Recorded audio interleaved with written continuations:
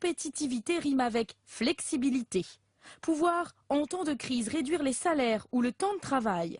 Mais la plupart des syndicats s'y opposent. La flexibilité, c'est un des éléments du libéralisme économique. C'est ce qui nous a amenés dans le mur en France comme ailleurs. Donc c'est vraiment pas le moment aujourd'hui de faire ça. Écoutez, c'est pas au moment où on annonce des plans sociaux qu'on va faire la liberté de licencier. Nous ne sommes pas dans une petite entreprise, mais chez le leader mondial des arts de la table, Arc International. Une usine de 5300 salariés qui fabrique des verres, des assiettes, 24 heures sur 24. Des ouvriers qui viennent tous d'obtenir une augmentation de salaire. Plus 2%. 2%, c'est toujours intéressant. Mais en ce moment, avec les moments difficiles, c'est toujours intéressant d'avoir une augmentation. C'est mieux que rien. Il y a déjà plus de 10 ans qu'on n'a pas eu d'augmentation, donc bon, c'est pas non plus une grosse somme, mais bon, ça fait plaisir. Une augmentation pour compenser plus de flexibilité. Actuellement, tous les 10 jours, les salariés travaillent 6 jours et se reposent les 4 autres. Avec l'accord, l'entreprise pourra leur demander de venir travailler pendant ces jours de repos. Au maximum, 20 jours par an. Et c'est le chef d'équipe, ici à droite, qui prendra la décision 2 jours à l'avance. 48 heures d'avant, oui, on est susceptible de dire à une personne, voilà, est-ce que tu peux revenir dans 48 heures Ça sera possible. Sur sa période de repos, oui, ça sera possible. Ces jours travaillés donneront lieu à des récupérations. Sur l'année, le temps de travail ne change donc pas.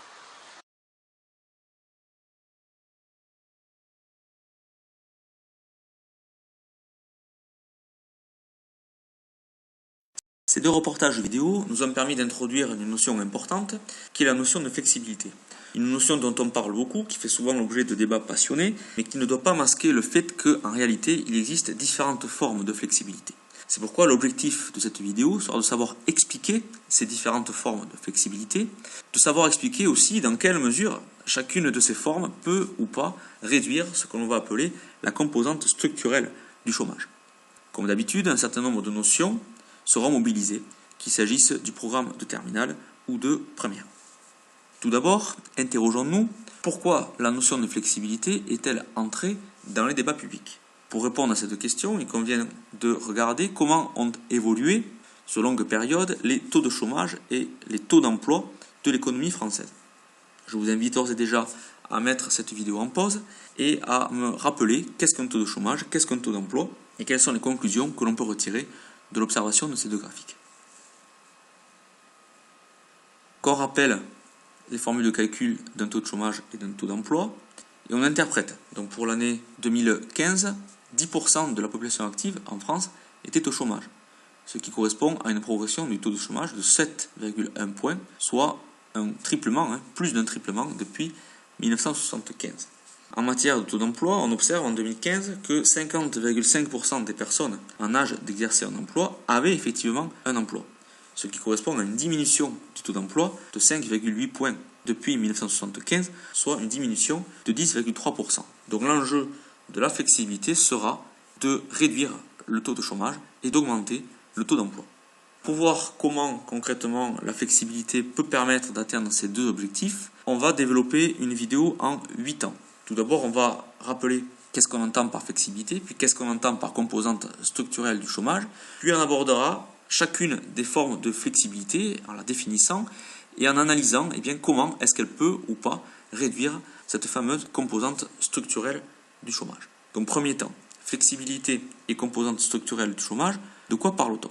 Qu'est-ce que la composante structurelle du chômage? Pour les économistes, le chômage se compose de 2 éléments, un élément conjoncturel et un élément structurel. L'élément conjoncturel renvoie à un chômage de court terme, lié à l'activité économique à un moment donné du cycle, qui correspond à une hausse provisoire du nombre de chômeurs. Par exemple, en cas de baisse de la demande anticipée par les entreprises, au mois de janvier, qui décideraient de ne pas renouveler certains contrats de travail, comme les contrats à durée déterminée.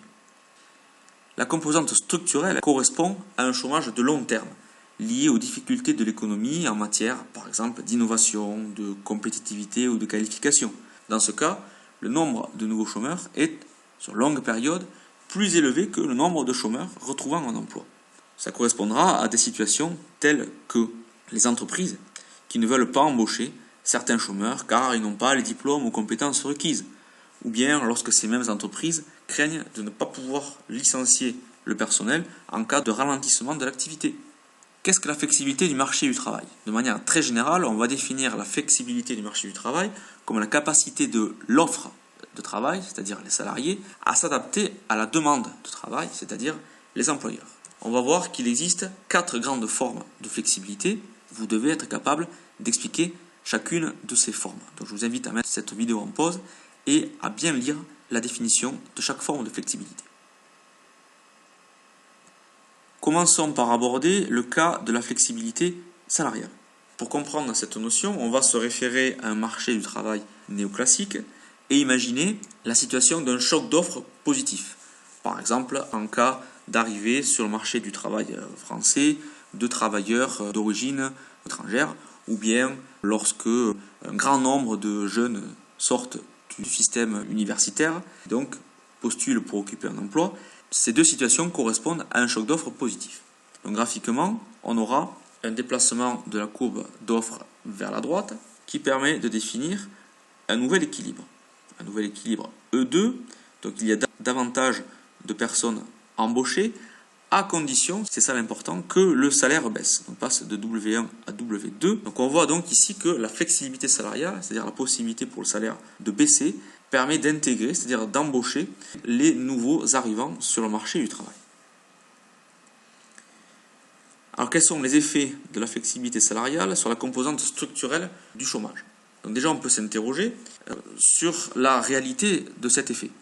Par exemple en comparant la France et le Danemark, en rappelant que le Danemark possède un coût du travail, donc un coût salarial plus élevé et en même temps un niveau de chômage plus faible. Donc on peut quand même s'interroger sur la réalité des effets, des liens positifs qu'il pourrait y avoir entre flexibilité salariale et baisse du chômage. D'un point de vue plus théorique, le coût du travail peut se résumer à ce qu'on appelle le coût salarial unitaire. Donc en multipliant le salaire d'un salarié par le nombre de travailleurs, j'obtiens la dépense en salaire de l'entreprise et en divisant mon résultat par les quantités produites, j'obtiens le coût en salaire que doit dépenser une entreprise pour produire une unité. On rappelle que le rapport Q sur N définit ce que l'on appelle la productivité par tête, noté ici gamma, ce qui nous permet de réécrire le coût salarial unitaire sous cette forme. Alors pourquoi réécrire le coût salarial unitaire sous la forme d'un rapport entre salaire et productivité? Pour répondre à cette question, on va prendre un exemple et on va imaginer deux économies A et B, donc à deux dates différentes, 2018 et 2019, qui connaissent chacune un choc d'offres. Un choc d'offres, c'est-à-dire que dans les deux cas, on le voit ici, le nombre de travailleurs augmente. Il passe de 10 à 20, donc il double. Je vous invite à mettre la vidéo en pause et à terminer de calculer les données manquantes. Donc qu'est-ce que l'on observe? On observe que dans l'économie A, le coût salarial unitaire a augmenté, alors qu'il a baissé dans l'économie B. Or, dans le même temps, les salaires ont baissé dans l'économie A, alors qu'ils ont augmenté dans l'économie B. Autrement dit, la flexibilité salariale repose uniquement sur un ajustement par le salaire et oublie la problématique de la productivité par tête. Le coût salarial unitaire peut baisser certes par la baisse des salaires, mais aussi par la hausse de la productivité. Et cet exemple permet de montrer qu'en réalité, on peut tout à fait avoir plus de travailleurs embauchés avec des salaires plus élevés, à la condition que la productivité augmente davantage que les salaires. Deuxième grande forme de flexibilité, la flexibilité quantitative externe. Ici, cette forme de flexibilité, on le rappelle, consiste à agir sur les effectifs de l'entreprise. Les contrats permettant de faire cela sont ce qu'on appelle des contrats d'intérim ou des CDD, contrats à durée déterminée. Intérim plus CDD correspondent à des contrats flexibles. Le Code du travail prévoit notamment que les entreprises peuvent utiliser ce genre de contrat en cas d'accroissement temporaire de l'activité. Par exemple, au moment de Noël, les entreprises de chocolat embauchent des travailleurs temporaires pour répondre à la hausse nécessaire de la production de chocolat. Je vous invite à mettre cette vidéo en pause et à analyser ici concrètement quelle est la répartition des contrats de travail dans l'ensemble des contrats proposés par les entreprises. Donc on observe par exemple en 2016 que 42,8% des personnes en emploi âgées de 15 à 24 ans sont salariées en contrat à durée indéterminée, CDI, d'après l'enquête emploi de l'INSEE. L'emploi en CDI correspond à l'emploi le moins flexible, dans le sens où il s'agit d'emploi stable, d'emploi de longue durée. Ce qui nous permet de dire qu'en réalité, à tous les âges, mais surtout en milieu et fin de vie active, les emplois de salariés en CDI sont fortement majoritaires. Autrement dit, les emplois flexibles ne représentent qu'une part minoritaire du total des contrats de travail. Le constat est un peu différent quand on raisonne dans le temps. Là encore, je vous invite à mettre la vidéo en pause et à analyser les évolutions observables. Alors il y a plusieurs choses à remarquer, mais la plus importante consiste à remarquer que les emplois de CDD courts, c'est-à-dire inférieurs ou égaux à un mois, sont ceux qui ont le plus progressé. Ils ont progressé de 165% depuis le 1er janvier 2000. Autrement dit, même si, on l'a vu dans la diapo précédente, les emplois flexibles sont minoritaires, ce sont néanmoins ceux qui ont le plus tendance à augmenter. Donc on peut s'interroger, c'est le 5e point de la vidéo, sur les effets de cette flexibilité quantitative externe, de plus en plus importante, sur la composante structurelle du chômage. Donc pour ça, on peut aller chercher sur le site de l'INSEE les statistiques permettant de mettre en liaison l'évolution du nombre de chômeurs avec le nombre de contrats de travail selon qu'il s'agit de CDD, premier graphique, ou de CDI, deuxième graphique. Je vous invite à mettre cette vidéo en pause et à analyser ces deux graphiques en faisant appel à la notion de corrélation. Qu'est-ce que nous observons? Nous observons deux corrélations, une corrélation positive dans le premier cas, une corrélation négative dans le deuxième cas. Autrement dit, sur longue période, donc ici on est sur 17 ans, entre 2000 et 2017, plus il y a un nombre de chômeurs important et plus les entreprises ont tendance à embaucher sur des contrats courts. Inversement, sur la même période, sur 17 ans, la hausse du nombre de chômeurs s'accompagne d'une baisse du nombre de contrats longs. Autrement dit, la flexibilité quantitative externe est sans effet positif sur le chômage de longue durée, c'est même le contraire qui se passe. Alors comment l'expliquer?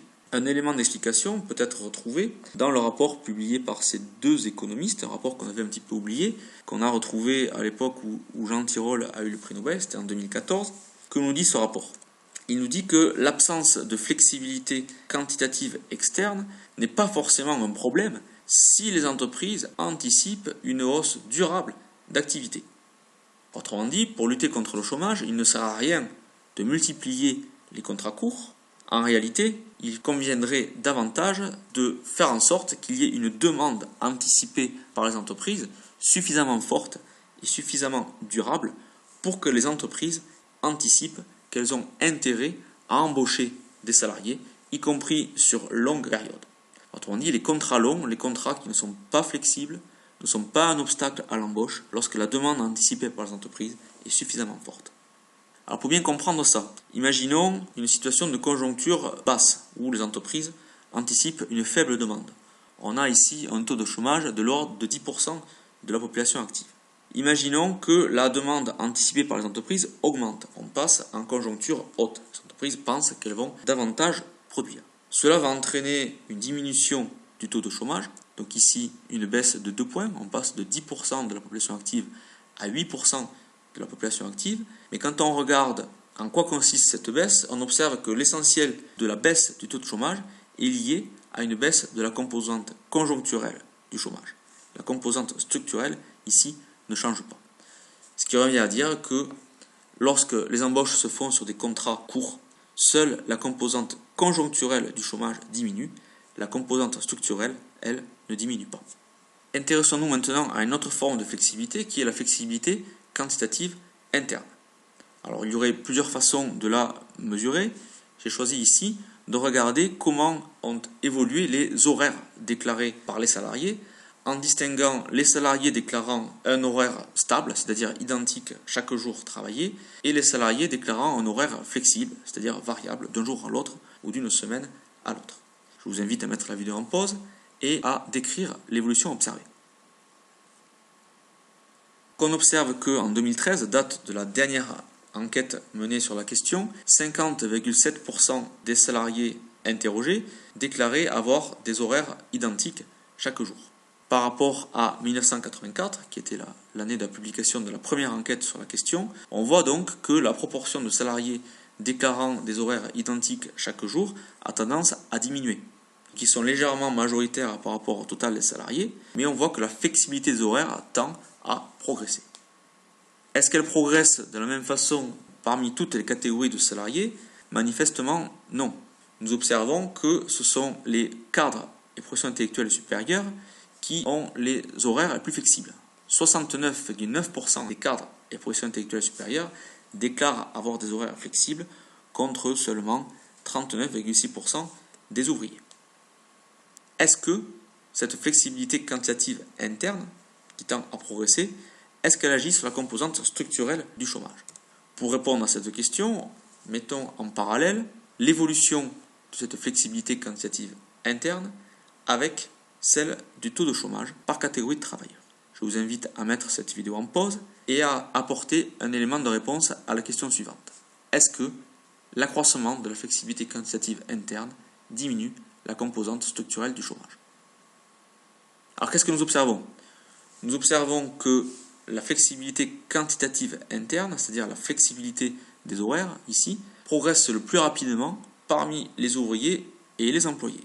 Elle progresse de 20,4% parmi les employés et de 18,8% parmi les ouvriers. Or, qu'est-ce que l'on constate parallèlement? C'est que ces deux catégories sont celles qui ont vu leur taux de chômage le plus fortement augmenter. En conclusion, l'acquisition de qualifications semble au moins aussi déterminante que la flexibilité quantitative interne pour lutter contre le chômage. En effet, employés et ouvriers sont les catégories qui disposent du niveau de qualification le plus bas, donc ce sont celles pour qui on exige de plus en plus de flexibilité, mais en même temps, cette hausse de la flexibilité ne se traduit pas chez eux par moins de chômage. Donc ce qu'il faut retenir, l'enjeu de la flexibilité fonctionnelle. Alors nous avons vu, d'une part, la définition de la flexibilité. On la rappelle, c'est la capacité de l'offre de travail à s'adapter à la demande de travail. Nous avons vu que derrière cette définition très générale, il existe en réalité au moins 4 formes de flexibilité. Nous avons vu également que les formes de flexibilité salariale et quantitative, qu'elles soient externes ou internes, sont peu ou pas efficaces pour réduire au moins la composante structurelle du chômage. Donc, qu'est-ce qu'il faut déduire de tout cela? Les solutions à privilégier contre le chômage semblent être de deux sortes. D'une part, une demande anticipée, soutenue et durable pour encourager les embauches en contrat stable. On l'a vu, c'était une des conclusions du rapport Tirole-Blanchard. Plus les entreprises anticipent une demande forte, plus elles embauchent, y compris en emploi stable, donc peu flexible. Autre élément important, la flexibilité fonctionnelle, dont on n'a pas encore vraiment parlé, mais seule une flexibilité fonctionnelle beaucoup plus forte, par des efforts de formation initiale et continue beaucoup plus forts, semble à même de réduire la composante structurelle du chômage. Je vous invite à visionner sur cette question la vidéo que j'ai mise en ligne qui illustre la formation continue dans le cas de la Belgique. Pour terminer, 3 remarques pour finir autour de la flexibilité. Vous savez qu'il ne suffit pas de dire que la flexibilité fonctionnelle est la solution ultime pour lutter contre le chômage. En réalité, il faut toujours avoir un discours nuancé et constater que la flexibilité fonctionnelle présente elle-même certaines limites. Pour constater que d'une part, la formation continue ne doit pas entraîner des attentes trop importantes chez le travailleur auxquelles l'économie ne pourrait pas répondre. Effectivement, ça ne sert à rien de former tout au long de leur vie des salariés si tous les salariés ne peuvent pas bénéficier de ces suppléments de formation pour occuper des postes de meilleure qualité. Deuxième point, la formation continue doit être en phase avec les besoins de l'économie et les besoins individuels, ce qui soulève le problème de ce qu'on appelle la gouvernance du système de formation. On a beaucoup parlé dans les médias des sommes investies dans la formation continue. On a dépensé l'an dernier 32 milliards d'euros pour la formation continue, pour constater que cette somme finalement était utilisée de manière assez peu efficace et qu'elle profitait surtout aux salariés qui étaient déjà au fond les plus qualifiés. Troisième et dernière remarque, les nouveaux emplois de service issus des nouvelles formations peuvent être de moins bonne qualité que les anciens, avec des salaires plus bas, une précarité plus forte et un risque plus important de perte d'emploi. C'était ce qui apparaissait notamment dans le livre récemment publié, donc en 2018, par Patrick Artus et Marie-Paul Virard.